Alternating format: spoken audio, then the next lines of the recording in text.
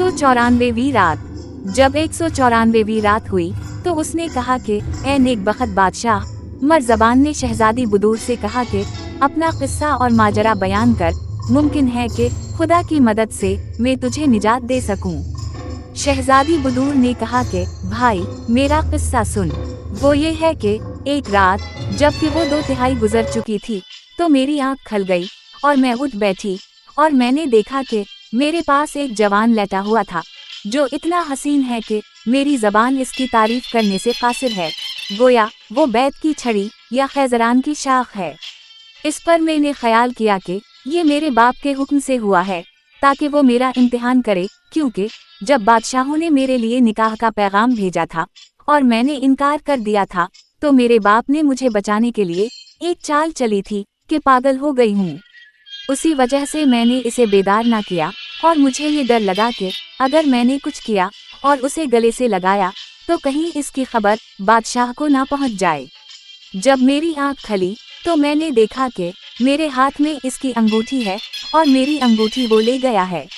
बस ये है मेरा किस्सा और यही है सबब मेरे जुनून का। और ए भाई, जब से मैंने इसे देखा है मेरा दिल इसमें लगा हुआ है और मोहब्बत और बेचैनी की वजह से मेरी नींद अचाट हो गई है और दिन रात सिवाय आंसू बहाने और रोने और अशार पढ़ने के और कोई मेरा शुगल नहीं है। ये कहकर वो रोने और अशार पढ़ने लगी। इसके बाद शहजादी बुदूर ने मर्ज़बान से कहा कि ए भाई, अगर तो मेरी इस मुसीबत को दूर करने के लिए कुछ कर सकता है तो कर। ये सुनकर मर्ज़बान ने अपना सर नीचे झुका लिया और वो हैरान था और इसकी समझ में कुछ ना आता था कि वो क्या करे।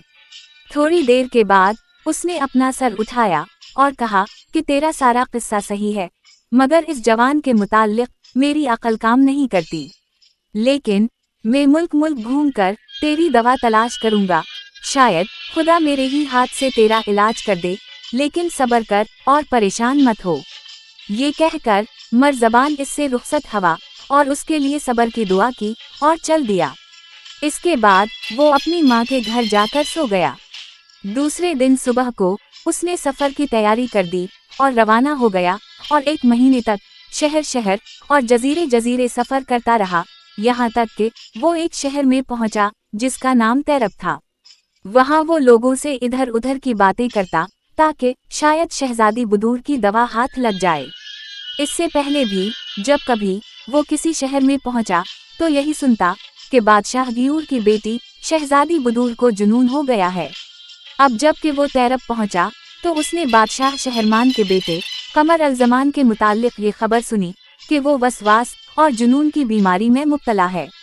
मर्ज़बान ने लोगों से इसके शहर का नाम पूछा तो इन्होंने कहा कि वो जज़ायर खालदान में रहता है, जो यहाँ से पानी के रास्ते से 1 महीने के फासले पर है, मगर खुश्की से 6 महीने की राह है।